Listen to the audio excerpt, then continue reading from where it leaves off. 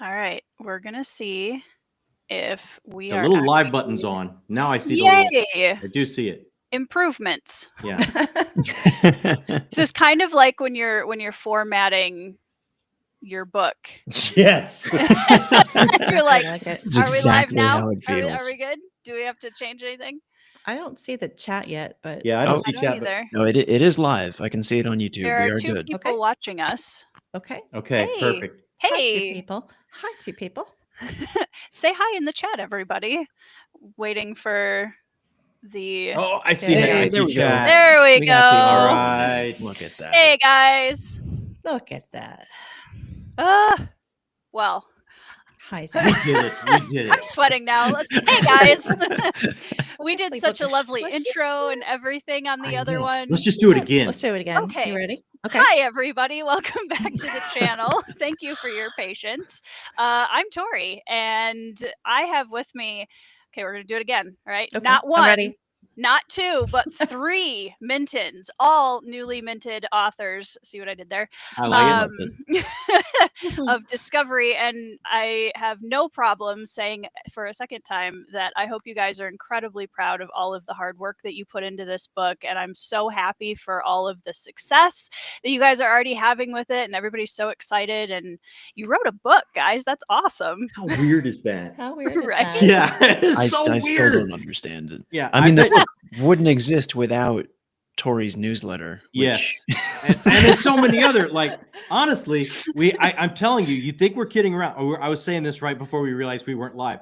Like, there were so many times, like, okay, I think we're supposed to do this now.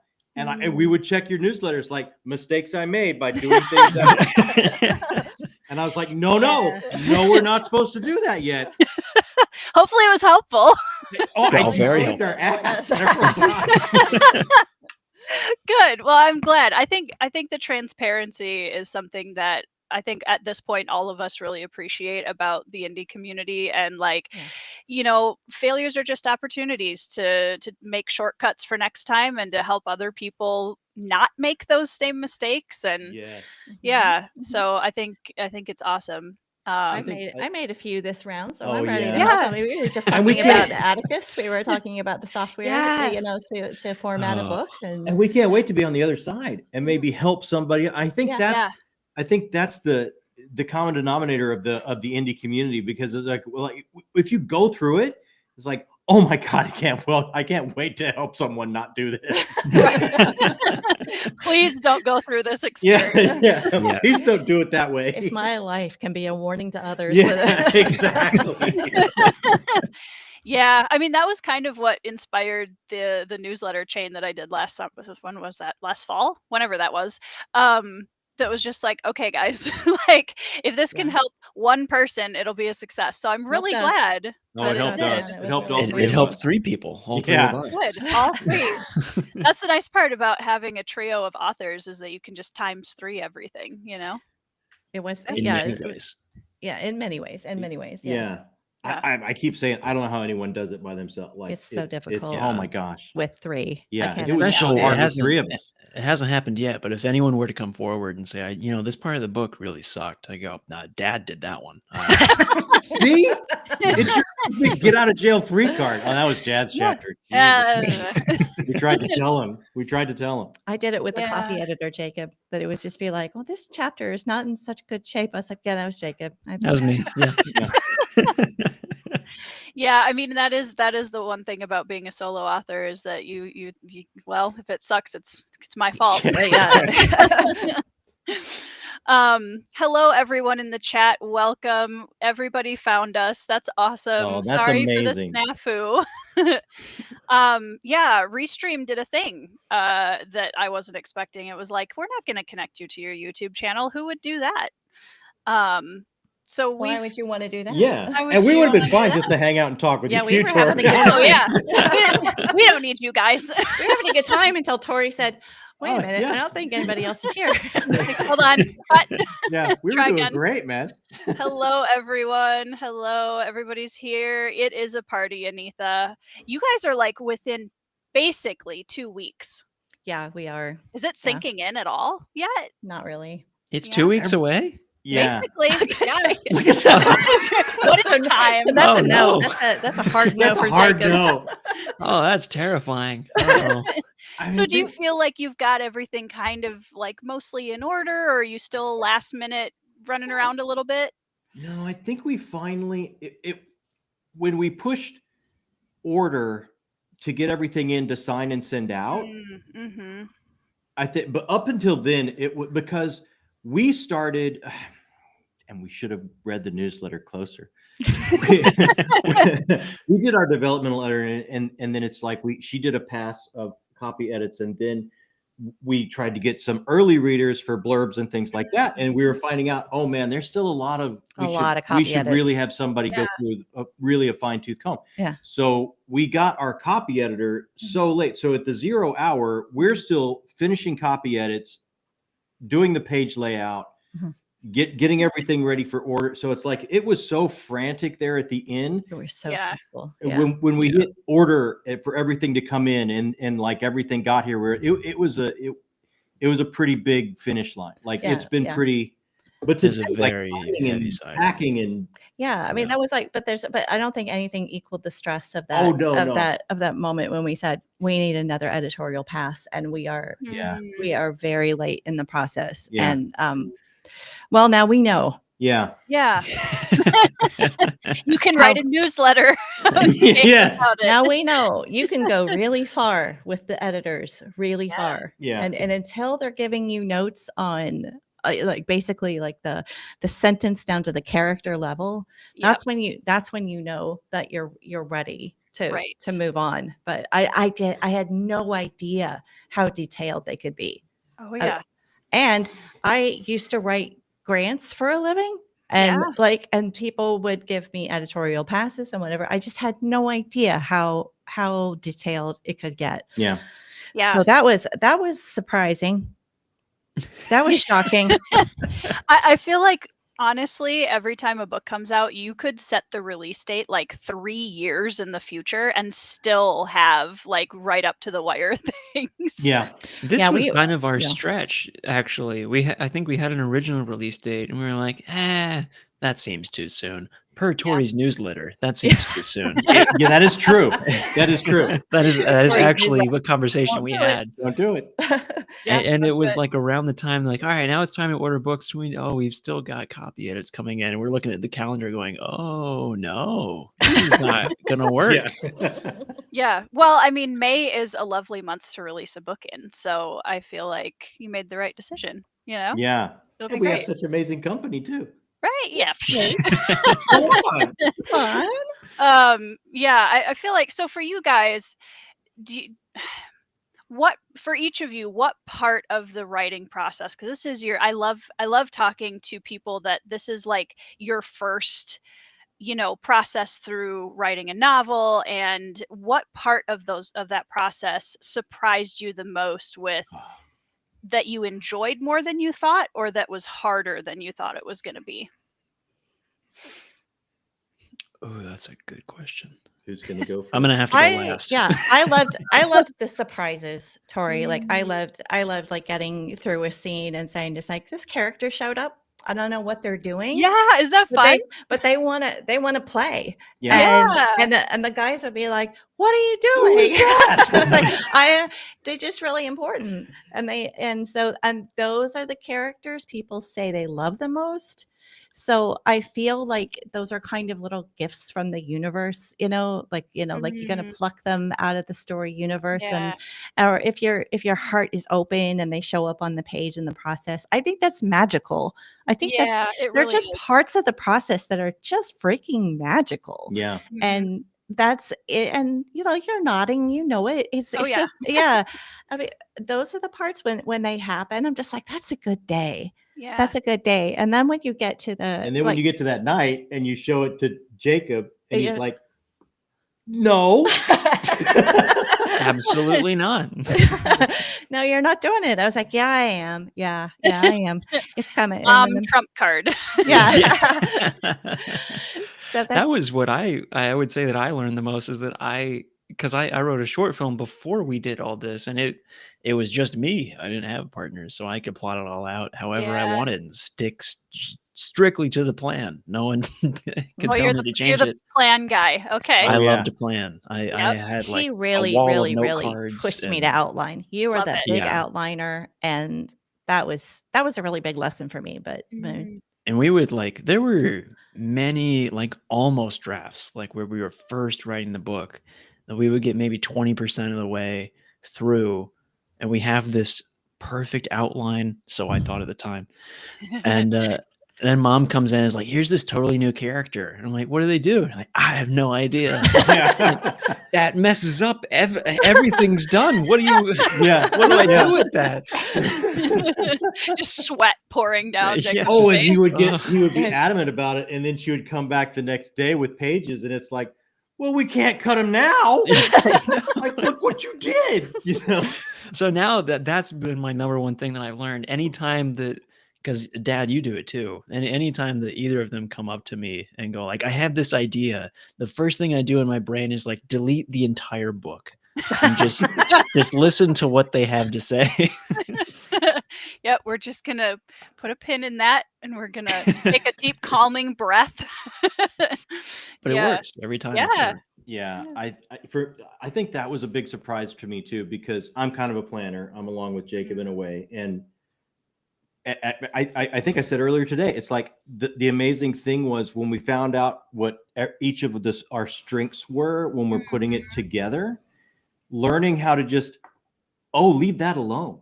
Yeah. Like if it sounds like a crazy idea or it wasn't planned for, or like it just comes from that place of play and it's like, oh, I'm just getting voices. I just woke up with voices. I'm going to see where this leads me. Mm. Like in the beginning, early on, I'd be like, I just don't, I don't see it. And then down the road, you're like, got nothing to say. Show me later. Total Because Yeah. time and time again, like some of the coolest stuff comes from that Yeah. from that area. So I mean, that was just such an amazing thing for me to let go of and learn. Yeah. Yeah. I think that's true whether you're a solo author or working as co-authors, because I think learning what your strengths and weaknesses are is such a huge part of the writing process, and being willing to just be okay with both of those and like, yep, I'm a little weaker here. I'm going to need more help from an editor or whoever in this department, or your co-author or whatever. So I think for anybody starting writing, that's one of the first things I think that helps them mature into kind of an author space is, I know what I'm good at. I know what I need more help with. Yeah. And that really opens a lot lot of doors, I think. I mean, that's truly wise way to look at it. It's very wise. It's Yeah. very wise. A lot of practice. Yeah, I mean, like asking for help is like it's humbling, but it Yeah. also like it's just part of the process now. Yeah. I mean, like just saying, Yeah. just like, hey, babe, I got this scene up to here, and then I drew a line and said, don't know. Yeah. And then I draw another line and said, I got the end, but this middle part, don't know. I don't know. Yeah. No. Or like towards the end, I think fatigue was setting in. It's like, I just can't hear him right now. It's like, I got him. I got him. Yeah, I think I got him. Yeah. So you try and pass the baton as best you can. That's Yeah. part of the way that I can't imagine writing a book by myself now, because it's like you said, not only we play to each other's strengths, know your strengths, but also know your weaknesses. And I can't imagine writing a book and be like, okay, well, I know I'm not very good at this, and then living in a world where you can't go, all right, Mom, here, you do it. We both did that a lot. Here, Yeah. Yeah. And then the other cool thing Or is, the and I one know afternoon where you just goes like, Jacob, go upstairs Yeah. and write the Yeah. scene and don't come down until you're done. Shutting you in your room. the mom part, and he would come down with some weird stuff. Yeah, and I was like, what do you got up there? What in your you room? got up there, man. But the other cool thing is, and I know you like sometimes a scene is just like, I don't know if, I mean, you spent time on stage too, so it's, I think of it this way, Tori. It's like my old teacher used to call it inflation. Like the emotions you're putting out for the audience are here, but what you're really feeling is about here. Mhm. So all of this is inflation, right? Right. So it's like I'm reading some of our scenes and it's like, I don't think that character's there emotionally. Like we could, Mhm. if we treated it like a writer's room and gave Yeah. each other space, we were allowed to kind of call each other out on some places and go, Yeah. it's not, they're just not, I don't buy it. It's not there yet. And we Yeah. did quite a bit of that too, Mhm. back and forth, Yeah. which was really cool. Mhm. So That's so cool. that helped us a lot. Yeah, I bet. Well, and I think too, in some ways, Jacob, if you're looking at, writing your own book in the future on your own, I feel like in some ways this has given you a really big head start Mhm. because you've kind of learned how to be a writer with a very immediate village. And like, I think everybody's first task as an author should be build a village. Yeah, Because Yeah. even if you're absolutely. not co-authoring, you're gonna need it. Oh my Like, gosh. I Yeah. don't write a Yes. book by myself either, technically speaking. Like, yeah, I'm responsible for the words on the page. There is a staff But- behind Oh my this. God. Yeah. It takes an army, man. It really It's does. sure. huge. Yeah. Like Yeah. that was another, like, That was a surprise. that It's was a like, surprise. Yeah. and we were, Yeah. but a delightful one. Wasn't Because we it? were Yeah. just like, look at this person's coming on and helping us. I mean, and one of the first people we got was the cover artist. Yeah. And one of the and the developmental editor, and it was just like, look at these people; they're excited to be a part of this story. Yeah, and they would, and yeah. it was just thrilling. And It was- without him, we're Yeah. screwed. Yeah, once you have them there, then you're kind of like, okay, guys, don't move. Yeah. yeah, Please. Don't go nobody anywhere. move. Yeah, Yeah. I'll our be back in developmental 2 editor was years just with like, another I got one. into law school. Our developmental editor said, I got into law school, and I said, No. oh yay, Yay! You're not allowed. Yay. Yeah, I mean, I had told John this. My original artist for the Bloodstones took a step back from art completely, Oh and gosh. so then after that, I was like, okay, so now I need to find an artist who is amazing and also can sort of match the Yes. vibe of the first cover, Right. and also draw horses really well. And also like, and it's No. that flexibility of being able, and it's like that with every book. Yeah. Like there's always, you're like, okay, I've got the process down now. You thought. Yeah. Yeah. So you thought, Yeah. yeah. And you Yeah. guys had spent so much time coming up with that shorthand and that work language and everything. Mhm. I mean, that had to be that had to be That had to kind be of huge. heartbreaking. Yeah. Yeah. Yeah. It was, but it also, I think, I mean, I'm very much at a point in my life where I try to look at everything as a growth opportunity. And Yeah. with this one, I'm over 30 now, so we've, crossed that line of like Yeah. but I think it was cool in a way, because without that, I wouldn't have had the opportunity to work with Issa, who's my artist for Queen's Wolf, and that was a really cool experience, and getting to see two different artists take on one of my characters, and like, That's I mean, cool. it does, That's cool. Yeah. yeah, I mean, it definitely, there's always good that comes out of it. So sorry, Brian, I know I got, okay, funny story. Speaking of beta readers and getting arcs and everything out to everybody, so Brian recently read Cold Silver ahead of time, and he was very helpful. However, the first comment I got back from him was like, this is awesome, but there's just a lot of horse stuff. Western. Like, sorry, Brian, that's not changing. Yeah. Horse stuff. What It did is. they Poor Brian. expect? It's a Western. Brian, what did you expect? Yeah. I don't know. I love Brian. Brian, I love you. But what'd you expect? Is it a Brian's bad thing to have a lot of horses? I don't think so. Apparently. I was not aware going into the book, and I fear that I've just, I mean, there's no hope for me because I'm a horse girl, so Yeah. I can't help it. Nothing Well, I I can can't wait do. to read it. Andrew Meredith has a question for us. Okay. So are you all writing at different times of the day? Because that's genius. If you're not doing that, I'm going to do that. Like that way you could work 24 hours. Like Yeah, you break yeah, the like day up. like J.A.J. Minton is on 24/7, Yeah, baby. yeah. Yeah. That helps. I don't know that we all write at different times. We all write in different places, surely. Yeah, I don't yeah. know that any of us know when each other write because we're all in different places. Like Dad goes to work and comes up with his stuff while he's at work and writes stuff down and sends us pictures or calls us and does a monologue or whatever. I work from home, so I work here, and Mom works constantly at the speed of light. Yeah. Checks out. Yep. And we just kind of work for a few days and then come back and talk on Tuesday or talk on Friday, and then everyone goes to their corners and does it again. But it's not like we have shifts. Like Yeah. you yeah, write from funny. 9 to 12, I'll catch up with you at 1. And It'd be like, funny no. if like have one desk and we all just like, you know, Like like punch clock in and in and out. call. That'd be Yeah. awesome. And you just leave half a sentence. You just leave off. And the Yeah, next just person like, sits it's like- down. I got it. pass the baton. Yeah.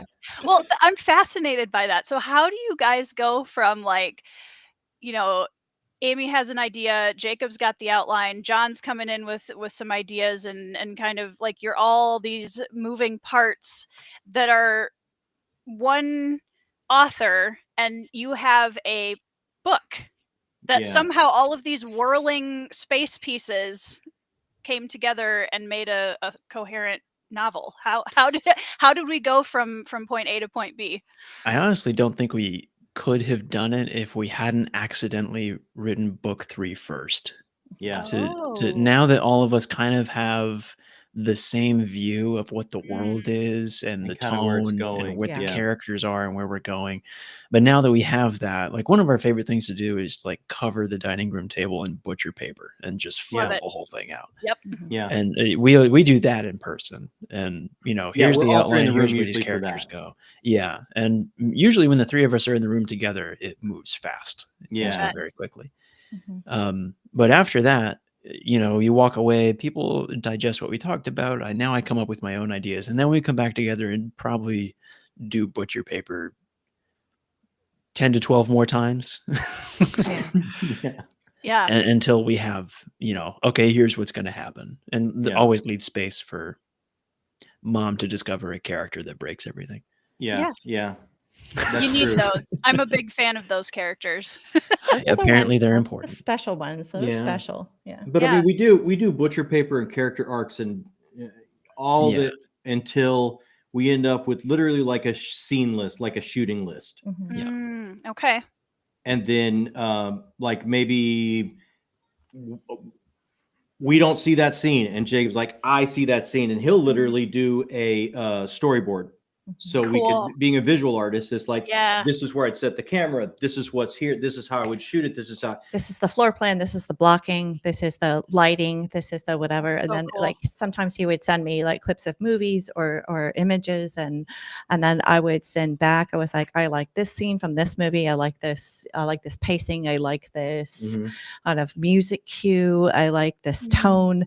And then we would be like, and then he would be like, oh, that okay. And then we would kind of like so a lot of it is very like we don't have pieces of real estate as like Sure. we're all in the mix together, kind of Mhm. like mixing with it, and that's how when a scene comes out, we're really not sure who did what anymore. Sometimes. Sometimes, yeah, right. Yeah. But it seems coherent a lot because there's a lot of input, but then it kind of goes through the lens.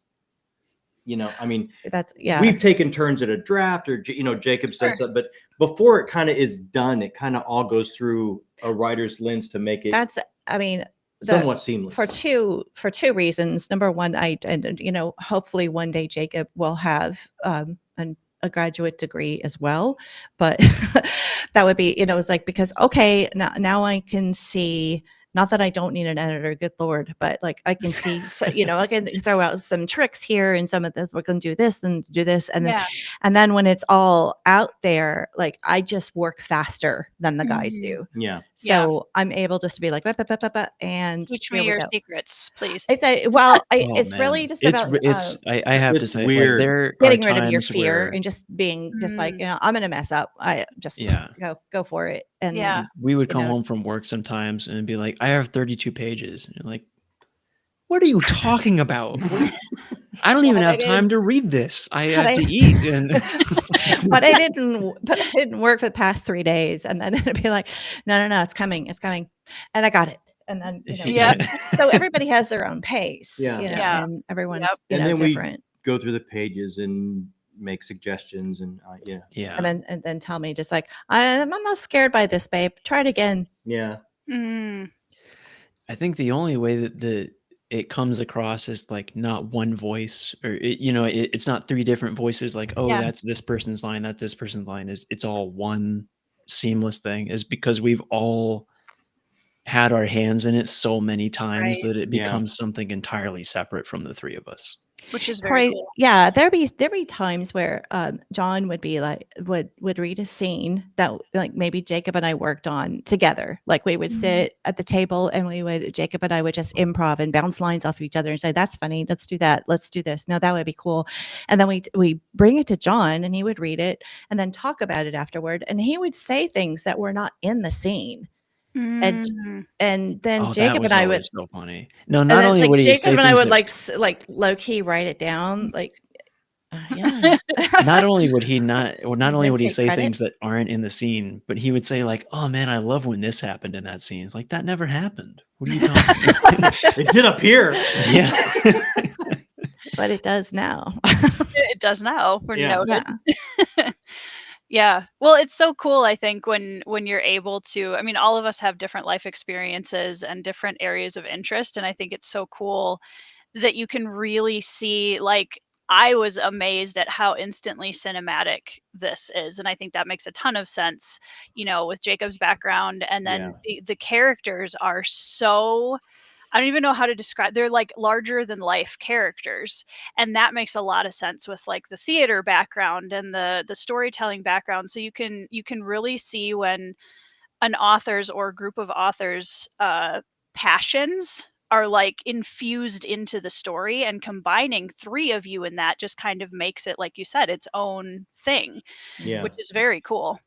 Yeah. Like I know, and I know, the overture at the beginning is, Manny's a lot. I know Manny's a lot. He is a lot. Yeah. Yeah. But it's like that was, I when I was living in LA, I was standing next to people when their funding got pulled. Mm, So when it came time to do that, Yeah. I think I have this, and they're like, okay. And it's like, just give me a few Yeah. minutes and I'll improv it for you. So they would just turn on the recorder and I would just go on a rant Mhm. and just channel. And be like this. Yeah. So kind of throughout the Okay. book, when a character is in the red line or something like that, that's Yeah. probably an improv I did Yeah, that it's- they recorded. Yeah. That's awesome. When characters are in the red. Yeah. Yeah. So there's is this something that, like, are we going to get the appendices someday where we have the video clips of I John, don't think so. John's I don't know. He original keeps It was just mentioning them. audio. It was just It audio. was, audio. it was just audio. Yeah. Somebody's going to mention in the chat. Release the John Release the tapes. John tape. Oh, sure. I feel We like don't the want the John- John tapes. You don't I want want it. the John Nobody tapes. wants that. I mean, just like, read the book. That's It's what it's in there. pretty much word for word what he said. Sam had a funny comment toward the beginning. Would you guys say that you discovery wrote this novel? Which I feel like we kind of answered that question a little bit. Oh, this was so smart. I think it's awesome, like what you guys were describing with Jacob's outline and Amy's kind of on the fly spontaneous character creation and things, is to me such a awesome, funny example of, like, if you put a planner and a discovery writer in a room together, what happens? Yeah. You guys answered that question for everyone. That's Stress exact- is what happens. So Yeah. true. And John's it's just like the straight up improv writer. Yeah. Yeah. He was just like, like he doesn't like tech very much. He doesn't like to sit down. I mean, like Yeah. when he sits down to write, he writes longhand. And then Yeah. when sometimes he'll type at work and we're like, no, babe, just like I've got, it's not good for anybody when I try and do that. yeah, it's just like, like, hey, in my lunch hour, I think I'll just do, and I was like, babe, don't just, Yeah. I mean, this goes all the way back to when we built a theater company together. Yeah. And it's like, she would tell me something like, okay, well, we need educational outreach. And I'm like, all right, give me 20 minutes. And I would just hand her something on like a cocktail napkin or something. This is how it works. This is it. Yeah. And so, I mean, we kind of. But in yeah. classic John fashion, it would be like, all right, here's my idea. We're going to do this. We're going to do this summer. And then next summer, we go nationwide. how do we get there? Go big or go home, you know? Yeah. Yeah, I get that. And then step 3, nationwide. We're like, Nationwide. wait a minute, how do we go from the Where did city we- to the yeah. nation? What? We haven't left the house yet. Huh? Yeah. What nation are we talking about?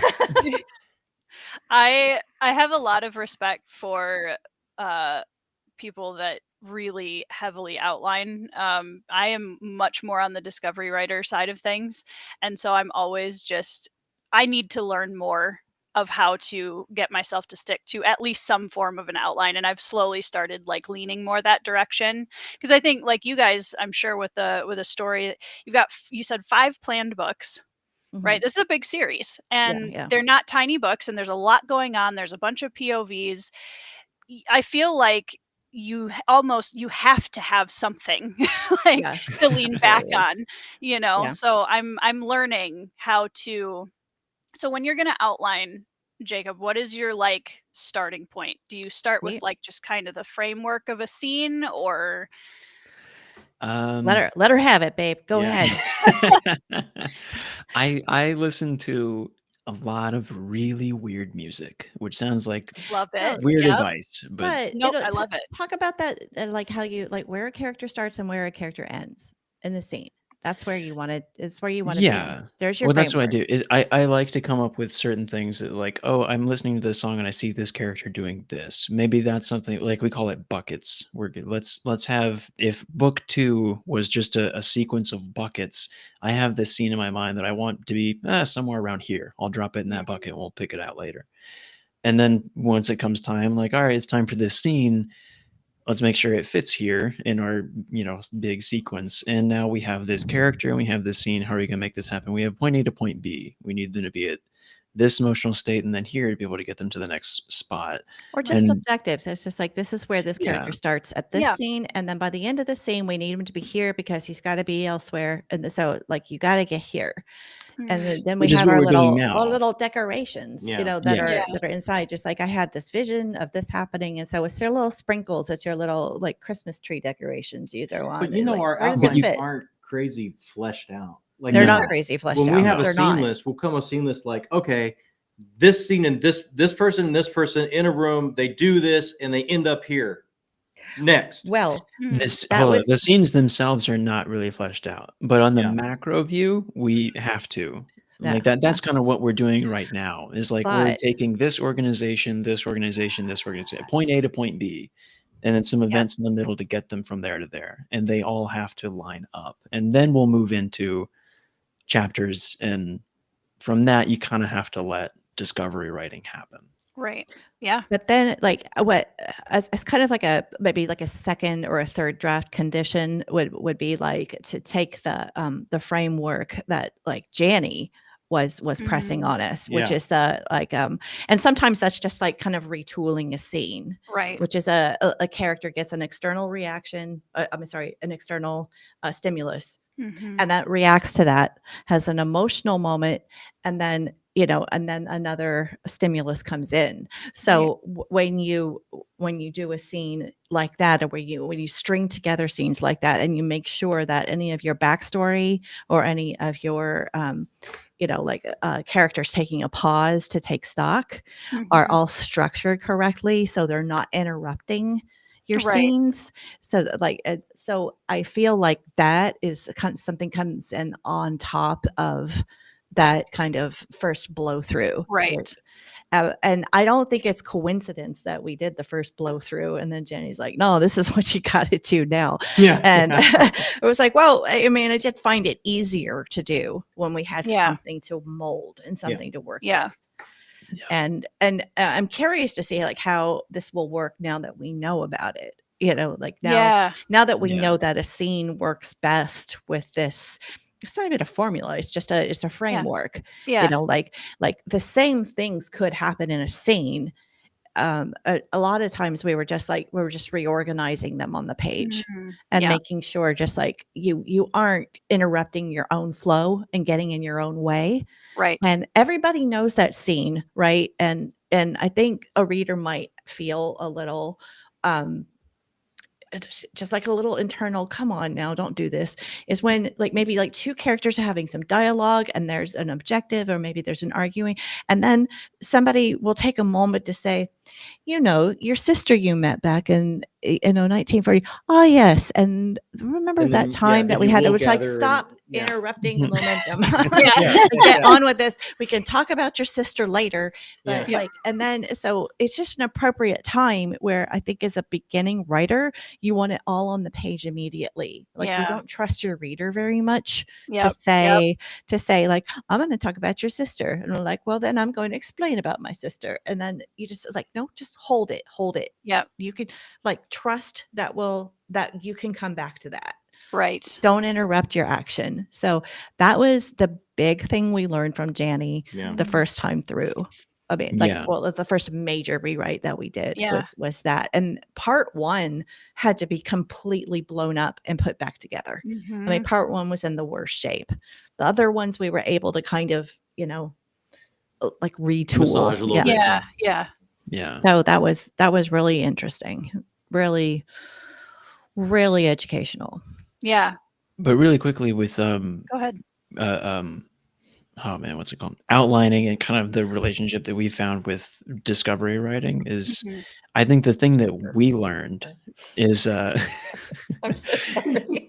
I think the thing that we learned is that it benefits us most when we outline as much as we possibly can until we can't outline anymore. There's Yep. just like we have no questions left other than to just Right. write. And if you let the discovery writing happen, then usually the things that you discover are way wilder or interesting because you've Yeah. already pushed the boundaries of outlining as Yeah. far as you can. Yeah. That makes a lot of sense. I think with the beginning too makes sense, because if you're writing chronologically, typically that first section is going to be the one that you've left alone the longest, and then you have to come back and be like, oh yeah, so now I have all this other stuff. So Yeah. I need to go back. I need to fix it again. Yeah, I think Yes. for Bloodstones, I'm pretty sure the first chapter of Bloodstones was hands down the most rewritten chapter of the entire book. Hands down. Absolutely. Yeah. Yeah, because you not only do you have the benefit of, oh, I've done all this other stuff after it, so now I need to come back and kind of see if I need to adjust, but it's also, that's the entry point. Yep. This is where you're going to hook them, right? Yeah. For the most part. There are going to be some readers that trust you more than others, but for a large population of readers, that's where you need to say, this is the kind of story you're in for. Yeah. Yeah. And so it needs to be very careful, and you need to make sure that the hook is there and it's there constantly. And I think a lot of writers would say, that first chapter is incredibly important. Yeah. And that, I mean, it's like, this is not only the type of story you're getting, but this is who we are as authors, especially when it's your debut book. Yeah. You have a lot to communicate right up the bat. Bloodstones has a great first chapter. Oh, thank you. I tore it apart so many times. You launch a book with an exexecution. Yeah. Oh, Come yeah. on. Dude, like, why not? I mean, Yeah. okay, hold on. This is the guy who starts a book with Manny. Dude, like, I don't know. Of the two of That was a them. discussion. That was actually Well, mini discussions. It was many Yeah. discussions about I think where- we went through like 7 different prologues. Yeah. One of them was like, by the way, if you ever want to know if your book starts in a boring way, read it out loud to a friend with ADHD. You'll learn a lot. Because we had a friend staying with us at the time, and we were like, sorry, we're just going to have a writer's meeting real quick. And we were just reading through the beginning of the book, and they got up and left. Like, that's not a good sign. No, We that should doesn't maybe work. rethink this. Yeah. I mean, I get that, as I have ADHD, and I really, because I have more experience with reading, I can stick it out longer, but that first few pages makes a big difference for me, for sure. Yeah. Yeah. Absolutely. Joanna's here. Hello, Joanna. Hello, Joanna. Hi, Joanna. Zach wanted to know sleigh type music, Jacob. No. Metal, Maybe death not metal? that weird. Not quite that. I totally relate to that, though. I cannot, I don't have any auditory input when I read or write. None. Just on my own. Really? Everything's very cinematic, so I can see it all, but there is zero audio in my head. Wow. And so for me, the music is the audio. I make playlists, and each Yeah. character has like a theme, and like that's how I connect with their voice, so to speak. Yeah. So I That's so think cool. Jacob does that. That's more Yeah. people should listen to music when they write, for sure. Yeah. Yeah. Yeah. So can you tell us some of your writing music? Ooh, I think the most I listen to a lot of right now I'm listening to a lot of Cristobal Tapia de Veer, he does the soundtrack for The White Lotus. He's done Okay. a bunch of other stuff that's really great.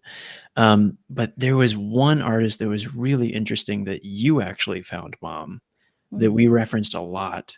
That Mm. was just this band that played instruments underwater. And it was this Ooh. super Aquasonic. otherworldly Aquasonic, that's what Cool. it Yeah. was, thank you. It was creepy. It was so creepy love and so otherworldly. Oh, yeah.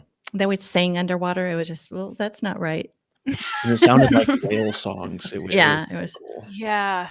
Oh, that sounds so. I'm gonna go listen to that after this. That sounds Oh, awesome. yeah, that's It was weird. creepy. Yeah. Yeah. Well, I mean, that's a perfect segue into the kind of like talking about creepy and atmosphere. I mentioned you guys backstage that as I was reading the opening chapters of Discovery, the the actual Discovery itself, I'm a huge atmosphere person. I love when an author, you can just feel it. Like you feel like you're in a bubble of the story's atmosphere. And I feel like that's one of the hardest storytelling elements to pull off, to be honest. Like you can have great characters, you can have an engaging plot line, but atmosphere is something that it's not something you can write with words, if that makes Yeah. sense. Like you have to, Yeah. it's kind of its own living element of the story. Mhm. And sometimes it's just not there, right? You great characters, great plot, but there's not really like a strong atmosphere. When we were out on that water in the story, I was like, this is some incredible atmosphere. I was so tense and I was glued. You got an ADHD or glued.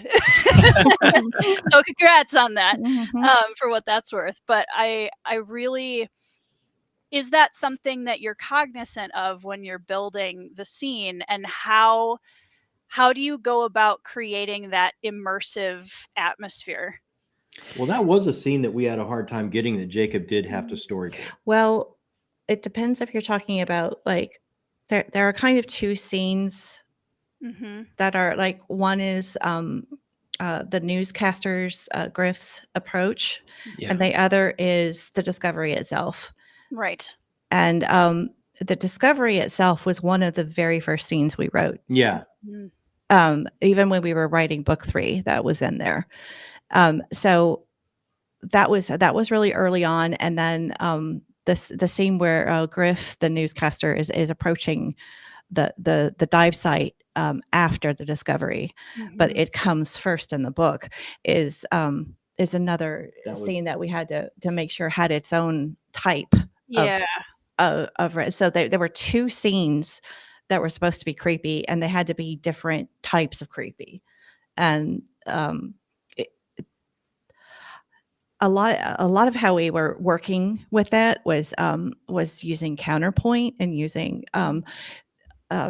there's humor in both of those scenes. Yeah. And we were really trying to kind of like say, like, how far can you push these people's emotions to where it's like they're behaving unexpectedly, and the humor is coming from it was like, wow, that's funny, and I'm not sure I should be laughing kind of feel. Yeah. It comes from, just like, let's make the worst situation we possibly can make, and then put this kind of like funny, just like what's kind of like some sick things people can say, in here, and then somehow that ratchets tension. And I'm still trying to figure it out about why that's true. But if you take a look at stuff like Apocalypse Now, at the end of the movie, when they're approaching Kurtz's compound, and you've got Dennis Hopper coming out saying all of this weird stuff that's really funny and really shocking, but it makes everything else around him so much more vivid and bizarre, that we were just like, that's a tonal shift and a tonal like thing that we can really use. That's interesting. And Jacob really loves Martin McDonough, who, as a director, really is a master at that as well. So it's just something, the Coen brothers do it really well. Yeah. And it's just a technique we admire. Yeah. So we went for Now it. that everybody knows that it's a trick, Yeah. Now we'll be. I got to come up with something else. But yeah, the journalist approaching the dives was the one Jacob had to just storyboard. storyboard. Yeah, That was the But one the that actual like when everything goes woo and like they come Yeah. upon it, like that was a One- very early scene. very early scene. Yeah. Yeah. That was a very intense scene. Yeah. But And the a one lot where of they that were- scene, I'm sorry, the discovery itself is mostly we wrote the first version as a documentary that somebody in the future is watching. So it was Interesting. all dialogue. And so Okay. we were trying so hard to make that dialogue just go pop, pop, pop, pop, pop, pop, pop, pop. Yeah. Because if it was only dialogue and you were trying to, understand what was happening based on what these people were saying was happening, and then we added another layer of the newsroom watching that, it was just so we were just going so deep with it. We were just, I don't know, it just kept like ratcheting up the difficulty level Until people wouldn't walk out of the room. till it was just like, whoa, let's go. but you have like so many levels of tension of the people watching it, of the people watching this screen, of what's happening down there. And so when you have that many sources of tension, like really your job is just to manage it and manage the flow and manage the tone and make sure everybody knows what's going on. Yeah. And the worst part of that for me was the blocking, was just like who's standing where and that's where Jacob's directing experience really came in handy. And where he started to do storyboard. So it's like, then the camera moves here. And then like, here's your diagram of the boat and who is where and on what level are they and how Who's big laying of a down, boat who's it is. standing And up, so that was, we just approached it like an actual movie set. Like if we were going to shoot this, what actors would we need? Like? Where are they standing? What does the lighting look like? Everything. Yeah. I to me, when I think of that scene where Griff is kind of approaching the Rosie, it's a lot of it is the lighting, because we talked about like if you were in this environment, how would, if we can control your emotions, how would we want you to feel? And it's like we'd want you to feel like crushing loss, we'd want you to feel infinitesimally small, and we'd want you to feel like this almost is no longer an ocean. This has become a magical place where you would believe that you could talk to the dead, or, something supernatural could take place here. It's like, okay, well, how do we build that environment? We talked about like, well, how does the lighting come in to make it? Yeah, exactly. What colors can we use? Can there be a weird ethereal glow from this fungus, or how can we underlight people so it's almost like they're telling a scary story? Can we use the light bouncing off of the water so that the light is not steady? Sure. Can we make it so that the the camera light is broken, so it's also strobing? Can we make it so that the boat has lost power? And so like we just talked about like all of the lighting sources and what was wrong with them, and what it was, and how those were unusual and being manipulated. Right. Yeah, that was pretty cool. That is very cool. I'm gonna have to go back and read that scene again now. Be like, oh yeah, that is really cool, because I think like environment is something that I think sometimes can get left behind in storytelling, where and especially where that's something I have to be very cognizant of when I'm writing, because I'm such a like right here with the characters kind of writer, that I need to often take a step back and say, okay, no, we have an environment here. What is the environment doing? It does exist. Like I love environment so much. And did you ever see True Detective season 1 where that took place in Louisiana? Look at that, Jacob. They were telling time with each, like the community, where they would talk to these detectives who were outsiders. They would tell time by hurricanes. Yeah. So they would say, well, that was about when Betsy hit, or that was when Camilla hit. And I was just noticing, it was like, that's so beautiful. Yeah. That I started asking myself as a writer, like, how do characters tell time? Mm. and why is it not a watch or a calendar? And I was just like, and it's one of the coolest ways that you can bring environment into conversation or into character or into these people's lives. That is just incredibly That's how they simple. mark time. I remember we just had quite a few conversations early on about environment or setting, in that we wanted it to start off, even though it's in the 90s, it's very recognizable as a realistic our world. And by the end of book 1, it should feel like a fantastical world. Like you've dismantled all of that. Exactly. So that was one of the goals to do with the environment, I guess. Yeah. Well, that was partly because like when I was started to really read fantasy, because as a kid I didn't read Tolkien or C.S. Lewis or anything. I was coming to genre really strictly from horror, and a little bit of sci-fi, and so when I started to really read fantasy, I got started on Game of Thrones, and it was the television show that John's like, you ought to really watch this. And I was like, they're dragons. No, I can't do that. And I can't do it. But the way Game of Thrones like starts, it's just all hard realism except for the zombies in the beginning, and I was cool with that because I was horror, you know. I was like, zombies, so it starts really well, but then it starts with the people and the characters and the political intrigue and the world and the whatever, and there are no dragons yet, and then you get an egg, and then they're fossilized and they haven't been around for a really long time and whatever, and then by the time these things are full blown, you know, they're just like, sure. Yeah, there's dragons. Like you're so into it by then, it's like, oh yeah, cool, of absolutely. course. I was just totally bought that. But what I absolutely adored about that is like you got somebody who isn't into genre to completely buy it by basing it in character in your world and your political structure and what everybody is doing and who's sleeping with who and why that's horrible, and I was just like, yeah, I totally buy this, and that's what I want to do is to write something genre, because genre is so fun, but that you're just like, oh, just a little bit at a time, and then dragons. Thank you. Mic drop. Namaste.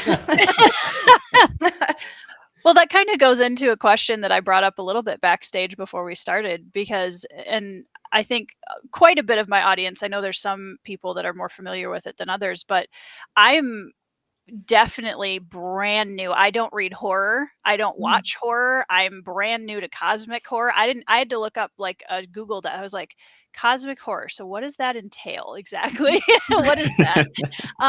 So for you guys, can you explain a little bit for somebody like me who's like, cosmic horror, cool. What is it? What is that? Can you explain a little bit about that and what constitutes a cosmic horror story? You want to go, Jacob? Johnny, you know more cosmic horror history than I do. You're probably more. Start us off, Johnny. I mean, it's just kind of like the stripping away of a reality that we all agree on, right? So if there's anything that you would find solace in, patriotism or nationalism or bureaucracy or diplomacy or organized faith, religion, faith or science, anything that you could, like, I feel pretty firm, like that ground's pretty firm. If you start to peel the curtain back on how the universe truly is, or the mysteries that are there, all of that would dissolve and go away. So the anxiety that follows suit there is kind of what cosmic horror is. So that's, I think that was our jumping off point. Right. It's just we took a lot of the tropes and a lot of the things set up by H.P. Lovecraft and the stuff that he did in the pulps when he was writing in the 30s and 40s, and said to his contemporaries and peers, it's like, hey, take this stuff and run with it and have fun. You know, and that's a big reason as to why it's still out there and still going, is because he had that type of wanted it to just be picked up by other people. So we kind of jumped off from that, but we tried to jump off from it in a way that if you've never picked it up, it doesn't matter. Like, it doesn't matter what you know about it. It doesn't matter if you catch this Easter egg or that Easter egg. It's still completely concrete at the start, and then as things start to seep in, hopefully, dragons. You buy it by that point. Yeah. Yeah. I mean, we tried to have our own leaping off point like that, but I think we also came at it from the angle of like, if we were to talk about a global downfall as a result from the discovery, or maybe not permanent downfall, but just like a freak out reaction, how would different cultures react to cosmic horror? Because every culture is probably going to have a different type of view of their place in the universe, and therefore would have a different reaction to cosmic horror. So that was kind of something that we wanted to tackle with representation of culture and how humans communicate with each other, but also contradict each other in the way that they view their own purpose. Yeah. And Lovecraft has his own pantheon, his own, just as his own eldritch forms. Like this is, he's named them Cthulhu, the Shoggoths, the elder ones, the old ones, the Nyarlathotep, and I'm saying that wrong, but but everybody that one. But all of these, like, we wanted to say, maybe there's room for them in this series, but we're not going to call them that. Sure. We're going to recontextualize them and make them seem familiar, but not familiar.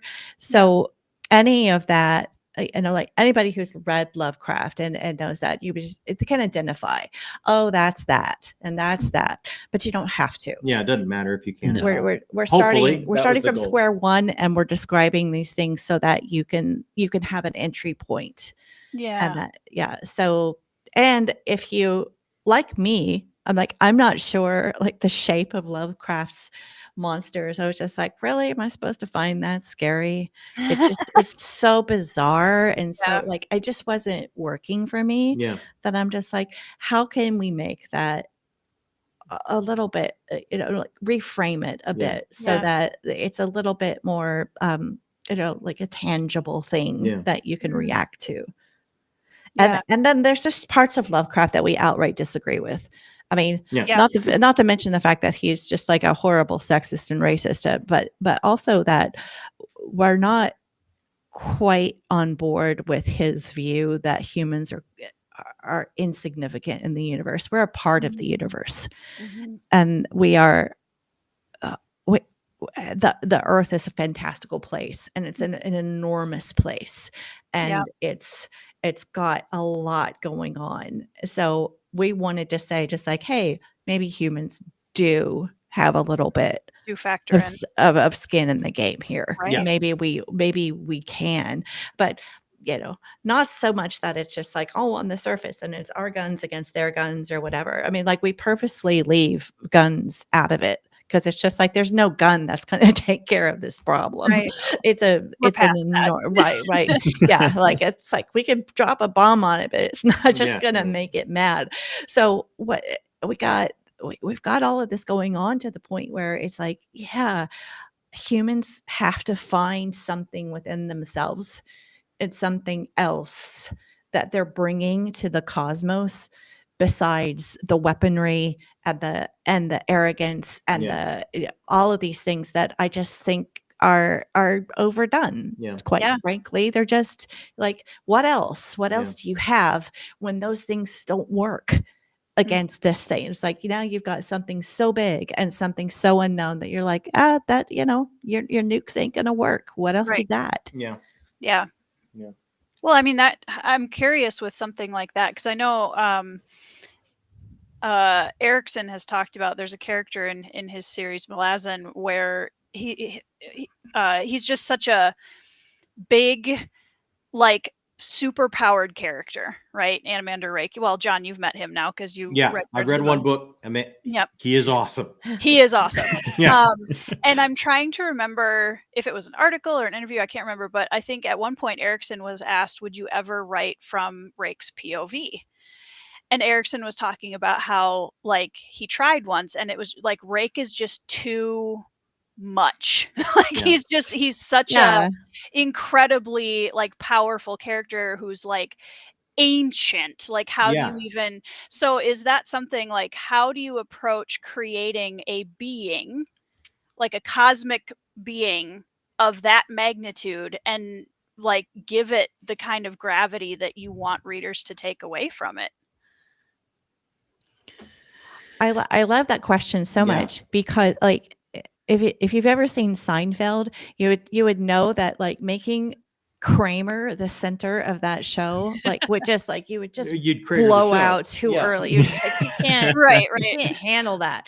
Like you have to spice the soup right, so right. that like you was like, if it's the hot pepper, you can't put the same amount of hot pepper as you have broth, you know. You're Right. going to need your George Costanza and you're going to need your Elaine to make this all work. So like I feel like I'm just going to say a little bit more, Jacob, and then you take off.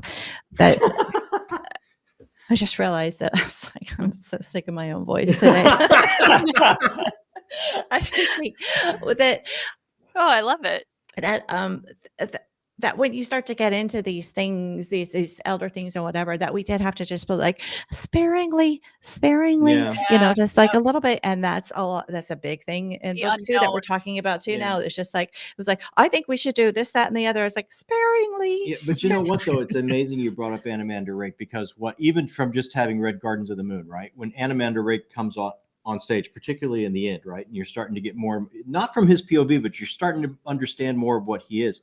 Mhm. He is this ancient force, and he's able to portray this gravitas and this tiredness and this, he's Yep. been around the block so many Yep. times, and yet he's Yep. still trying to do what he believes in. He's just worn down, and he just Tired doesn't, dad vibes. he's willing to go at it one more time, maybe Yeah. if it would, you know.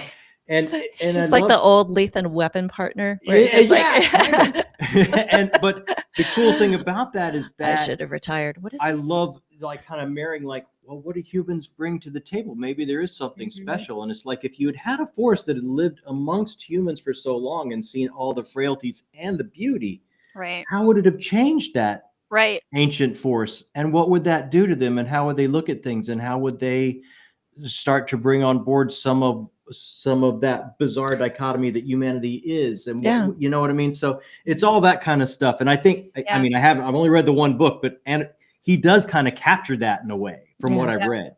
Yeah. I don't want to be the person to say, "Oh, just wait." Yeah. But So I won't. Just wait. Yeah. I won't say that. Yeah. I think that, to me, that would be such a, and I love that you mentioned, you know, the using it sparingly, because I think one of the things that makes characters like that so big and imposing is the unknown, right? Yeah. Humans are terrified of the unknown, which I'm sure is a huge part of cosmic horror from what it Mhm. sounds like. So we know just enough about it to be terrified. Right. Yeah. I think that was part of the goal with, okay, how do we write a cosmic being? And Mhm. it's like you said, Dad, you have to have an emotion or a feeling that we can attach ourselves to. Like, Right. we're going to present this cosmic being as a weary old man. I know what that Love looks it. like. I can read that. Love it. Yeah. But you also run yourself into the Lovecraft trap of like, it's completely misunderstandable, and you open this door and it's something you can't imagine. It's like, So well, you're writing the, it, the dude. person so what ran is away it? screaming insanity. Try a little Yeah. harder, dude. I mean, Yeah. that's a big So Lovecraft the thing. It was Yeah. just like, and Yeah. it drove him mad. And I was Yeah. like, and And yeah, Yeah. we're all crazy, dude. What Yeah. kind of mad you talking But about? it's like, Well- if you really break it down, kind of, and it's, I love that you brought up Animander Rake. If you break it down, like, it's Give kind me of a chance to bring up Malazan. I know, anytime, right? I will do It's it. kind of, in a way, the book is structured like an epic fantasy. Like, there's an instigating instance. There's a kind of a dark lord showing up, Mhm. and then you got to find this fellowship all over the place, and it's jumping POVs all over the world that are kind of pulling together. Yep. And there's like one very old, tired Mhm. wizard, like, that's kind of pulling strings here or there. Like, Yep. it's Yeah. there's so much that's familiar in that Yeah. way. Yeah, that makes a lot of sense. I wanted to highlight Brian says, I, for one, welcome our new cosmic horror overlord and will assist in any way possible to embarrass It's perfect, Brian. Thank you, Brian. Thank you Yeah. for selling us out so quickly. Yeah. See you, losers. There was something that Brian said earlier that I had to shout out because it was Go for brilliant. it. We were talking about the music artist Aquasonic, and Brian immediately commented, John used to use Aquasonic in his hair in the 80s. Oh, that's so true. Oh man. It was my fault entirely. There's a hole in the ozone. Wherever you walked. Yeah. Let's see. There's another. I should have just given Jacob the mouse at this point. That's what I do. That's what we do. Yeah. Jail Odom says, I like that, referencing time with typical regional weather events as a jumping off point. Very cool. Yep. Yeah. Shout out to Jamie, our newest Spiffbo 10 champion, by the way. Whoa. Yeah. By blood, by salt. By blood, by salt. Yep. Incredibly deserved win. Congratulations. Let's see. I hear amazing things. I have yet to read it. Also, I was- many Get on many that. things to steal. No, from I Stephen want to. Yeah. I was going to say, when you were talking about Lovecraft and how there are things that, in his writing that he walked away from or that you wanted like a little bit more from, and the beauty of, I don't know how to put this, like leapfrogging art, if that makes sense, through time. Because I was even thinking about that. I'm in the middle of watching you guys' Frankenstein discussion, by the way, which is one of my favorite books of all time as well. Mhm. I love Frankenstein. And I had recently read, was it last year? Dr. Jekyll and Mr. Hyde. And everybody was like, oh, this was like early, like there's some horror and it's like really, this, that, and the other thing. And I read it and I was like, I'm not scared. Yeah. Like there's nothing scary. But I was thinking about it. And when we had our discussion on it, I was thinking about how, when that kind of storytelling in the space that it was in was scary because it was something new. It wasn't something that people had in front of their face for decades, to some degree. And so it's authors constantly trying new things. So where Lovecraft might have been in his time, like something that people weren't used to reading, weren't used to seeing, now we've like, oh, well, yeah, it makes you go crazy. And you're like, okay, cool. What else can you do with it? So I think some of that is those same ideas of storytelling that we all gravitate to and love. That's why tropes are a thing, Yeah. right? The tropes don't change. The execution does. And Yeah. that's one of the reasons why I think it's so cool to see you guys saying, okay, but we like that. How can we do something with it? How can we push a little bit further? How can we put our own stamp on it? And I think that's why art is constantly evolving and constantly giving us new, awesome things to read, because it's not always the same that we've read forever. Yeah. So- Even if could be a lot of the same tropes, like you say. Mm-hmm. Yeah. I mean, Lovecraft had a very interesting relationship with insanity. I mean, like a lot of his family members had some stays in the asylum, and he was really kind of personally despondent at being left behind by some adults who, I mean, felt probably a sense of abandonment, has some orphan issues over it, that all of this kind of cosmic horror thing that is coming from his personality and his feeling like a disconnection as a human being to the rest of the planet, and what mental illness was bringing into his life.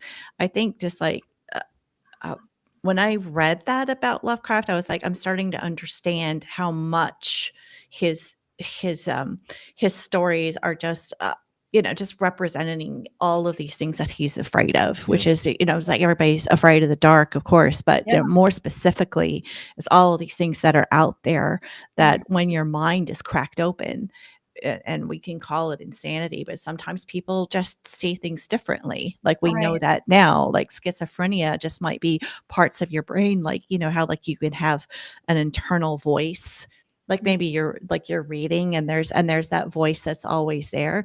Like there's some evidence now that schizophrenics can hear their own thoughts as other voices. And it's just, maybe that voice that's like really mean to you. They're just like, oh, Amy, you're very fat today. That kind of thing when you look in the mirror, like the way you do, like when you look in the mirror and just goes like, oh, that's a great mustache you're growing, but all of that, what I'm just saying, like people, you could have like a mean voice or just like, you're a bad writer. You're an imposter. You're this, you're that schizophrenics actually hear that as a separate entity. Being. Yeah.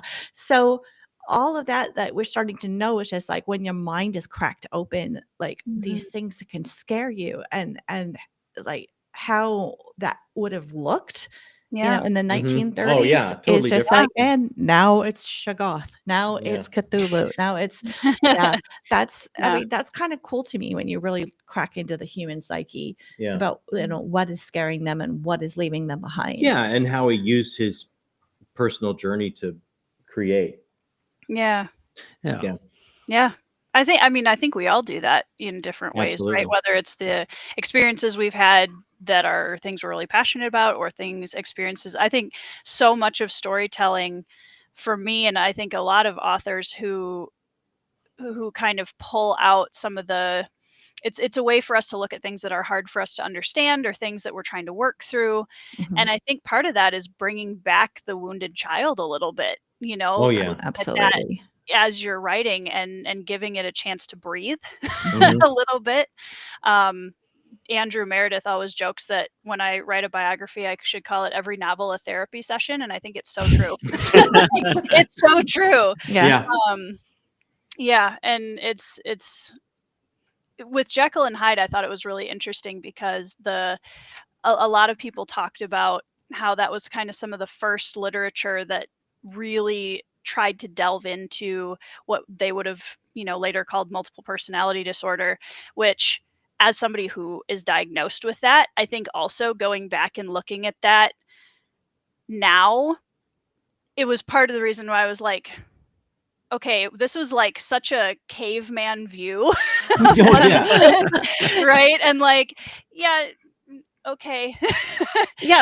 And from an outside, probably somebody who doesn't suffer from it or maybe taking a sensationalistic view about it or even like a bipolar disorder or, just, so it's hard to understand. And it's so interesting. Just like, and then you got your dissociative identity disorder, to put on top of that. And you have movies like Psycho that take advantage of that. And Sybil and what is Split. It's just so, I legitimately had somebody ask me once, oh, you have DID. Is it like Split? No, nothing like it. No. Clearly. It's so, but it is hard. And I think like one of the things that I feel like as I'm starting to understand cosmic horror a little bit, but I think it's in any genre, like we go to art to try to understand things that are confusing or unknown. Like that's, and as writers, I think we go to that space. I've referred to writing as my sanctuary before. Like this is the place where I wrestle with things and ask questions and struggle. And like, my characters go on journeys with me to try to find some kind of end point or, look in the mirror sometimes is all I want to do. And I think that's why art's so powerful. Absolutely. Yeah. But like you were saying earlier, like we know just enough to be terrified, it's like one of the things we do in the dark to make ourselves feel better is make up stories. Of what that is or what, so just apply answers to questions that you don't truly have an answer for yet.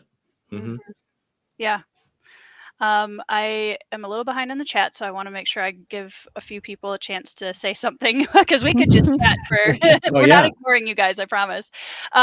So down in the description box below, by the way, there are links to Talking Story and also links to the J.A.J. Minton website and also the Amazon pre-order link, which if you haven't gotten your ebook yet, you should.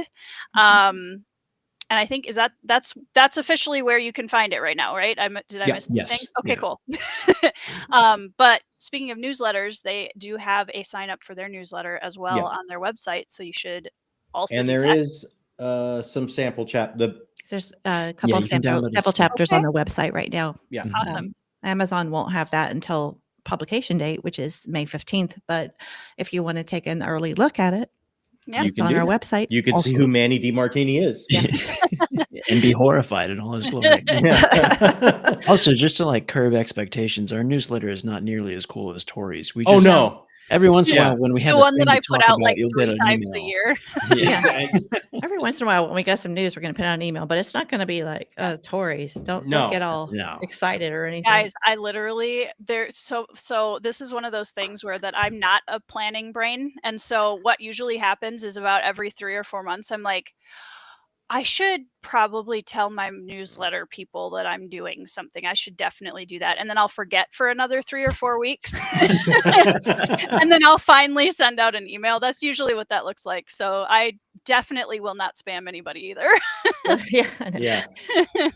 We won't either. I don't like it because it's just like, well, I don't want to bother them. Yeah. Yeah. They just So It's wanna the many make sure- same reason emails. that we created so many roles on Discord. It's like, I feel bad doing at everybody all the time. I'm sorry.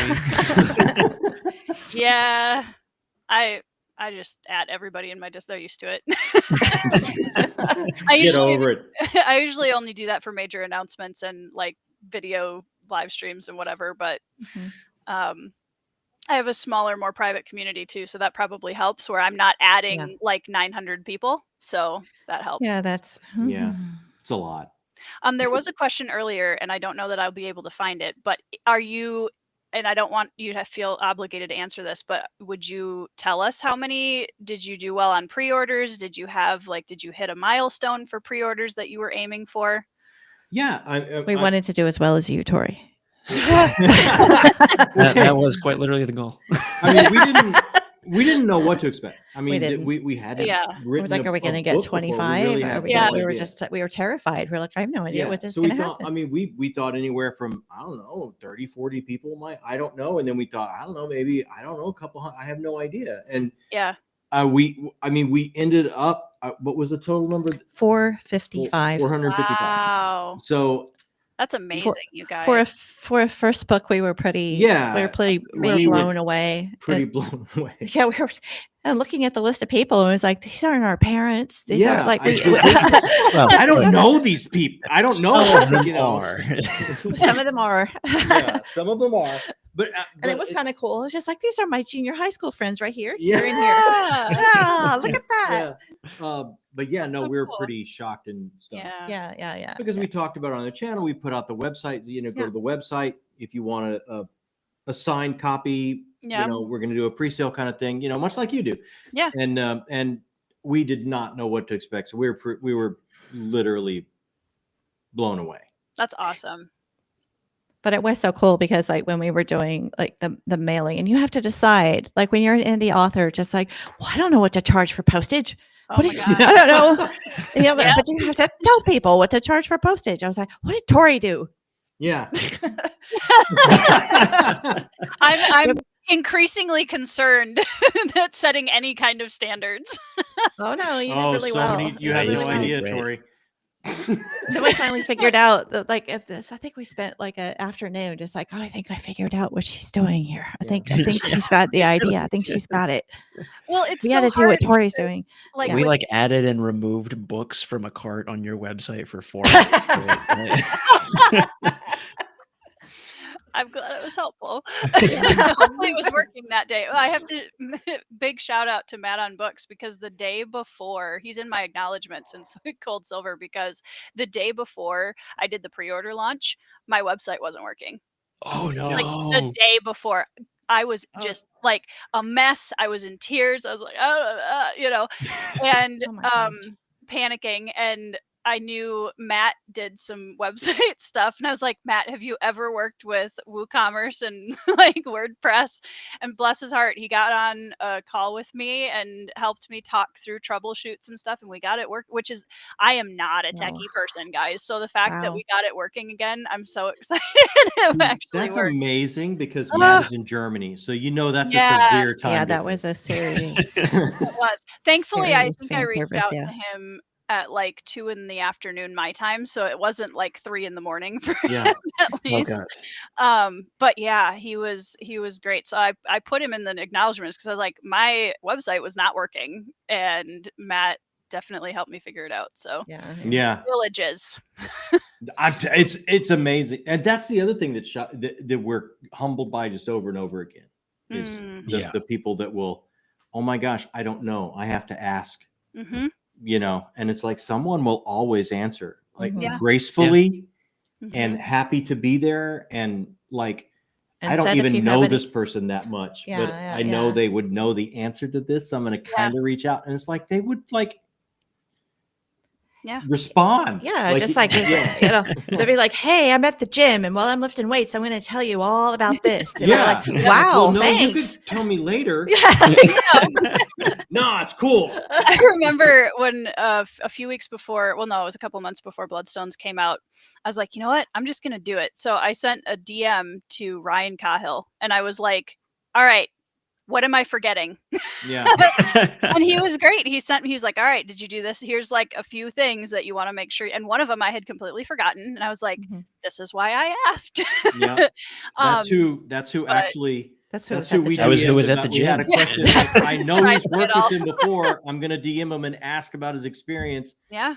And we DM'd him as like, oh man, just call me. Just give me a phone call through Insta or whatever. I'm lifting weights. I'm like, well, that's okay. Just tell But me he later. did. He And it's was like, like- no. It's like he was okay. lifting weights and answering our questions. We're like, dude, thanks. That's awesome. I think But he it was so really- nice. It really comes back down to just passion at a ground level. Yeah. Like everybody in the Yeah. community, we're so passionate about what we do and why. Yeah. And like the common phrase, the rising tide lifts all ships, Yeah. is so Mhm. true. Like we're all trying to help each other make indie storytelling, continually better and continually reaching new heights. And it's amazing to be part of that in any way. Yeah. So Yeah. That And was it's all something that about we building talked an about. audience, right? Yeah. Sorry, Yeah. Jacob. It's That all was about something- building audience. Yeah. For all of us, for the whole movement. Jeez, John. That Time was out, something that Go ahead, son. when we were working with like Atticus, like we were talking about before we went live, yeah. Tori, it's like That's the book publishing software, everybody. Atticus. formatting. Amy, Whoa. What? let Jacob talk. Okay. Hearing my voice. It's just like it can be a total nightmare to deal with. And the three of us would get on a phone call. I was like, man, part of me wishes I wasn't a writer and I was like a business person so I could develop a new idea that doesn't suck as hard as this does. And I could save Indie Pub because the community deserves it. Nobody used the smart quote feature on Atticus. Just don't do it.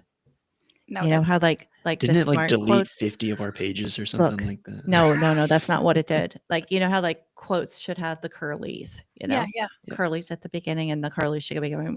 It replaced some of them. Oh, maybe about like 40% of them Yeah. in the whole book with the straight quotes. And it was supposed to do the opposite. But it took us forever to find all of them. And we finally found a pattern of why it was doing it. It was whenever there was an M dash in a sentence. And I write with M dashes like people use salt. And they were everywhere. And it was 40%. apparently. That's how many M dashes you got in there. Do not use the smart quote feature. It is the dumbest quote. Noted. I'm writing it down. Don't do it. Our sponsorship with Atticus just fell through. Just fell through. Yeah, exactly. I've got somewhere else. Their support is awesome though. Yeah. Their support That is amazing. does count And for if a you lot. do end up using it, Tori, you have support here too. That's Yeah. right. I have Yeah. people. I'm I just got saying. people for Smart that. smart quote button. You're going to see this. What does this do? Don't touch that. Don't touch it. Yeah. No, I usually try not to touch buttons as a rule for I anything. just thought it was like, wouldn't this be nice if I were to be sure that these were all smart quotes? If I were just to be sure. Yeah. Oh Yeah. my goodness. That was not smart. T wants to know if you guys have an audiobook in the plans. We do. Okay. In the Well, plans. hold on. We would love to plan to have that.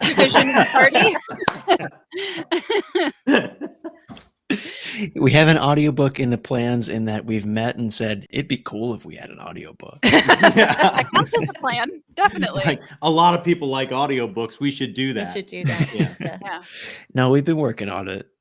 We're figuring out the logistics of it right now. So hopefully as soon as possible, it will be a thing that exists outside of our minds. But Yeah. it's a process. I mean, you know, when the date comes and go, like, you know, when it's out there, when it comes and goes, that'll probably be the first thing we turn to and try and figure out. Yeah. But Yeah. because the story is so heavy on voice, we feel like it would be really fun to have it, and I would love to have it. Yeah. So we're working on that. Yeah. Well, there you go. See. Also, Zach, this is not true because without audiences, we don't have channels. Yeah. Yes. So, Well, Zach has a channel. Right. That's what I'm saying. Like, without the chats and without the audiences everywhere, like, channels wouldn't be a thing. Like, we need you guys and we love you guys. Absolutely. That's so much more interesting to do with all these people over here. And Derry I get tired also of talking to you. Oh, is Derry here? Derry is Derry? here. Yes, Derry's been here. Derry? Here we go. I just found there we go. I see the tribe I'm in as a group of people who aren't precious about hoarding knowledge. If I know something, I love sharing stuff I know. That's very true. It's very true. Absolutely. We're just actually like one of the most exciting things about having this book across the finish line, because I think it's just like, okay, it's uploaded to Amazon and that's the version. Like it's like, let's go. When it's like, don't touch it. Like, that's it. Let's go. Is that just like, hey, everybody, now I can be the one. You know, like I'm just so excited to be a part of it. Like I've gone through the hazing and I get my there was hazing. I got through the hazing and I can get my letter jacket now. Yeah. I'm so excited. I can tell Tori, don't touch the smart quote button. Oh, dude, I'll take it. Like I need so much help.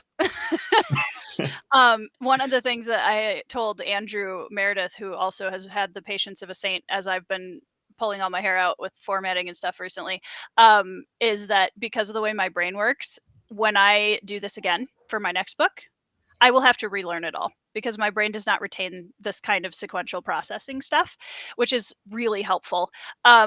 So I'm like, well, then next time I'll just ask you the same questions. Yeah. Which is great because like I'm getting older and I can't retain anything either. So then I can call you and just say like, do you remember what I said? We'll keep it going. Yeah.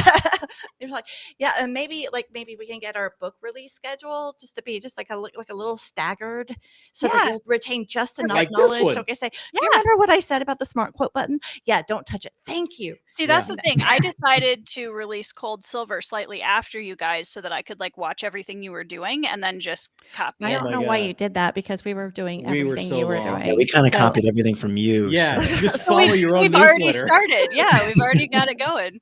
No, actually, you know, when you're talking about moving that release date and kind of shifting gears, Cold Silver originally was supposed to come out last November. Oh gosh. Oh, really? That's a big That's a big and I was step. like, no. I mean, when I got to like November 1st and still didn't have a finished first draft, I was like, oh my gosh. you That's know, not happening. that's not happening. And Panic in February. Yeah. I was gonna say I think we did the same thing. That it was right around February and March that we were like looking at our calendar and being like, man, we really should have released this in like July. And I had to tell John, I was like, you know, babe, I've got like actual chest pains. Oh no. And he's like, all right, everybody. All right. How about we do the pre-sale? And then like, we just don't guarantee that it'll be there. Yeah. And then like, once we took that weight off, I was like, yes. whoo, okay. And then we just made sure everybody knew. Like, and the thing is we made all that we need this by this day. We need this by this. And we did it all. Like we have the books here, but we're 2 weeks away. They're going to go in the mail. People are going to get them, if not on close to release date, maybe. But everything with early the printer went as well as it could go. Right. But that doesn't always happen. Exactly. And I think that's where the panic was coming from. Like because it was some of it wasn't within our control. Yeah. Right. And I finally, I mean, I told him, it's like, look, I've backed Kickstarters, I've ordered books, and it's like stuff happens. Everyone will Right. understand. Yeah. Oh yeah. Everybody's really good about that. Yeah. Sorry, you guys have an august Mr. Pooh. I have a undignified Mr. Pippin. Oh, bring him up. Show Okay, hold on. I'll be right back. show the pet. Show the pet. If it's a Okay, quick, pug, I'm everybody. gonna lose my mind. No, it's a kitty. Hello. If I can keep him here long enough to show you guys. Hello. He just woke up from a nap. Oh look. Well, of He course he is We just They big got the blinker. slow blink. he is very similar to his namesake. He loves food and he's not the sharpest crayon in the box, but we love him. That's a lot like Are poop. his eyes blue? They're beautiful. Yeah, he's got really He pretty looks eyes. like one of those ice walkers. Like he was gonna. Yeah. I have a fantasy cat. That's a Yeah. zombie cat. That's a beautiful He's cat. got like that kind of ice blue green. Yeah. Yeah. Yeah, that's pretty. Yeah. Pretty. That's adorable. Hello, Pippin. Pippin. He's just like, will you let me out of this room here? Like Yeah. he can open doors, so he'll let himself out. Oh, that's awesome. Yeah. Well, brain's on fire tonight. Yeah. it is and it isn't. Yeah, Brian always tells Pippin to get his money on my channel here. Mhm. Brian also would like you guys to know, apparently there were too many. I don't know where the sweet spot is, Brian. You know what? We need Like, to trade. Yeah. Can we have some of your horses? Can we lease some Yeah. of your horses? Yes. You know, we Yeah. talked about maybe we should do a version of Discovery that's like YA. Now I'm thinking we should do this version of Discovery where everybody's a horse. Or on horseback. On No, I no, think- no. I- Oh, maybe- Everyone is a horse. Or the Everybody's a cosmic being is a horse. there we go. There There's we that. go. That's There the we $1 million idea. There you go. Good night, just, everybody. just- Thank yeah, you for just- joining us. just credit me. It's fine. You saw it. Everyone saw it here. Yet another idea. AJT Yeah, there you Discovery, the horse version. go. Yeah, I love The it. horse files. The Eldritch Um, Equines. There you go. Yeah. Nice. Now my brain's trying to work through puns. We'll be here all night. Okay. Yeah. So in closing, one of the things that I wanted to ask you guys as an icebreaker at the beginning, which we didn't need because we just started talking, which was I should have known. But if you have to give everybody in the chat a either film or book recommendation that you think everybody should have on their TBR or TBW, what would that be? These are mostly genre readers. Yeah. I mean, you're mean- welcome to push the boundaries if you want to. Yeah. You can. Well, you can just read recommend- one that I think everyone would like. whatever. I read, I don't, not everybody will like this, but I read, I'm But I'm just putting it out saying, there. it's a bit, yeah, it's a bit much. It's like, this is me talking. It's a bit much. It's called Victorian Psycho by Virginia Fito. Anyway, it's basically American Psycho meets Jane Eyre. And Ooh. it was seriously brutal and hilarious and laugh out loud funny. I really enjoyed it, and it's not quite a horror, it's a bit of a thriller, but mostly it's just fun. It was a Snicker bar book, and it's a new release. I think it came out in like March or something, but it's just so fun. Just, if you like horror, if you're not a bit squeamish, treat yourself. Try it. Go ahead, try it. Try I love it. It's terribly fun. It's already got a movie deal too, so you'll be Ooh. seeing more of it. It's just Wow. terribly fun. Nice. I mean, I hear about this Western fantasy. Stop, John. I've heard about it too. I mean, Somewhere. it's What is it? I mean, seriously, what I can't wait for your book, Tori. I can't wait for Chance's book, Tears of the Fallen. Yes. I mean, there's Isn't Dr. Abel's Chase ever book? out this area? Dr. Chase does. It's Crimson not. Fire. July. It's a little bit later. Yeah. I mean, those are the two that I can't. Janny's working on something. I mean, Yeah, like, Janny. I know. working. She's been teasing us on Twitter for weeks. Yeah, some novella that she's Mhm, working on. So I'll Yeah. read that immediately. But I mean, I think things are pumping. like I say, I put my order in right away for your book. I'm going to throw that out there, Tori. Thank you. I'm excited. It is kind of funny because I as you guys know, I tend to dabble in different subgenres of fantasy. And so people are like, "Oh, like I'll read, this one of your books and that'll give me an idea of what your writing is like." And I'm like, Nope. "Uh that's a great theory, but like please don't read like one of the books." And then like I try to challenge myself and do something different with each one. So I'm really excited to see. I've never written first person before. And Cold Silver is a first person. I needed to find the right character, I think was what and Hunter is absolutely the right character. She was so much fun to write in first person. So Wow. yeah.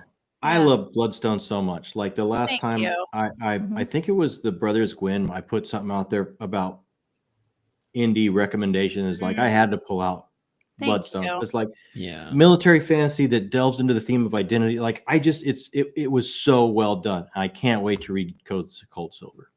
Thank you. I was gonna say the Bloodstones is on my TBR because I just heard you sing its praises for so long, Dad, that I have yet to read an indie pub book, which makes me sad. But I know That's that crazy. Bloodstones- You've written one. I know. But I want Bloodstones to be the first one I read because I've just heard. Oh my gosh. That's an excellent choice. I'll pay you later. That's an excellent choice. Thank you. I hope you enjoy it. I know I will. It starts with an execution. How could I not enjoy it? It does. Yeah, I definitely. I don't have enough patience to And I've heard that there's horses in it, so there are. Yeah, there are horses in And Bloodstone. Yeah. There are Bloodstones. Yeah. Oh yeah. There are also blood. There's also blood and stones in the Bloodstones, which is great. So yeah. I can't wait for it. Maybe it should be a I guess other things I would shout out is it should what be was on my TBR. I want to put it on my TBR. Well, you're allowed. Do you I want would to add it? I would love to hear your thoughts on it, especially as a person who's so steeped in like other genres. I would love to hear your thoughts on it. Oh, just maybe I want to put it on my TBR. Maybe I feel like I'm being left out here. FOMO. Yeah, it's real. The biggest seller of indie books is FOMO, 100%. Absolutely. Yeah, right. There, it's on my TBR. Although I think the next book I'm picking up is Piranesi, which I'm almost positive that when I finish it, I'll be singing its praises for a very long time. It's an excellent book. Yeah, I didn't like it. Really? Really? I thought you did. No. Okay, we need to schedule another live stream. Yeah, just a whole other live stream. Clearly. But you liked Jonathan Strange and Mr. Norrell, didn't you? Yeah. Yes, very much so. But I really think, and you know that like there are the parts of Discovery Jacob, and then like parts of like when we're talking about the series that Dad says, "Hey, now let's talk about the cosmic beings and how the universe works." That I have to walk away and go, like, "Look, I can't. I can't. I can't do that." There are moments plotting where it's like, okay, so what's really going on behind the scenes? Okay, well, let me lay it all out for you. And this is Amy a lot of times like, all right, I gotta go take a nap. No, can't do it. But Piranesi's like that, where you're just like, it's kind of like just like if you're really good at geometry, like you would be really good at like, and I was just horrible at geometry. Like I couldn't envision things. I couldn't, I refused to take it. Okay, well, there was my problem. That's what you do. That's what you do. Anyway, I had a problem with it was not that the book was bad. It was that like I have a problem spatially. That's totally understanding. And with Piranesi, I feel like Piranesi is like a book that is like 3D chess. Like, and I just was not. Yeah, I can see that too. I just wasn't. I wasn't clicking with it. Not that it's not a good book. That's not what I mean. Totally fair. I mean, I feel like I can relate to that a little bit. It didn't put me off of the that's the thing for me. Okay. The character was enough to pull me through it. But Yeah. as far as I had no idea what anything Yeah. looked like. I had no idea what's happening. I'm just like on page 40, just like, what the heck is it? Yeah, you gotta keep Yeah. going. Yeah. Pitching a book as 3D chess, but with a really great character makes me so happy. Yeah, see, it's gonna be your bag. I'm Oh, so yeah. excited. Totally be your bag. Yeah, you're gonna like it a lot, I think. And it's a nice short read, and she packs a Yeah. lot into it. So yeah. Short reads are good because then I'll actually get through it. Yeah. Mhm. Yeah. Well, you guys, I want to say thank you so much for sharing your evening with me and for being such an awesome part of our community and just always being up for a chat. I love chatting with you guys and with everybody else. It's so much fun to get to dig in, especially when you're all writers and you can really dig into the nitty-gritty stuff. That's so much fun. So thank you. I just Tori, thank you. So I've been looking forward to this all day. Yeah, we have. know. I'm just actually delighted. Yeah. Absolutely delighted. It was a delightful chat, and I just had a great time. Thank you so much. Good. Absolutely. You guys are welcome Anytime. anytime. Yeah, you guys are welcome anytime on my channel. Anytime you want to talk about something, you let me know. Not only Hey, thank you we for didn't having us pee on the on, furniture. We're welcome back. Yeah. Exactly. and also Yeah, thank you. We suck at geometry, but we could be housebroken. Yeah. Somebody clip that.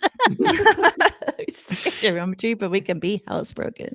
Yeah. Well, thank you so much for always, being so gracious with advice, and Yeah. it's such an honor to get advice from you, Tori. Because And whether you knew it or not, us together putting with you. things in and out of our basket to figure out. Yeah, just blatantly stealing from your website to try and figure out how we can do it. I hope. It's such a learning curve. And Why is she not shipping to Denmark? I don't know. I don't know. I don't even know. It's such a huge learning curve, and like I think anybody who is like stingy with their knowledge, like I don't understand that, because it's like I don't want you guys to suffer as you're trying to figure this stuff all out. Well, Like, yeah, it's not like we're all just like competing out here, No. because like there's That's so it. many people who've No. got like tons and tons and tons of books. It's like they're gonna want all the books. yeah, So Yeah. make them as good. It's like everybody wants to tell a story. Right. Help everybody make it as good as possible. Yeah. Yeah, And it's absolutely. just It's amazing. I for think me, everybody knows that they're also part of a community that, like, if we lift each other up, it also Yes. lifts you up as an indie Yeah, author. yeah. Like Yeah. we're in a smaller community that is growing and rising, but it benefits all of us to grow the community itself. It Yeah. does. And and I the more we help each other, the more we can battle that double standard idea of, oh, it's indie, it can't be as good as what I find on a Barnes and Noble shelf. Exactly. If we keep pushing each other and helping each other and pulling each other up, it's like as time goes by, you can't ignore it. It's a Yeah. movement that should be looked at more and more and more. Yeah, exactly. And the other thing is the readers read books faster than we can write them. So Oh, there's yeah. Yes. space for everybody. Absolutely. Plenty Yeah. of room. Plenty of room. Yeah. All right. Well, you guys, thank you so much. Chat, you guys were awesome. Thank you so much for hanging out with us, asking all your questions and comments.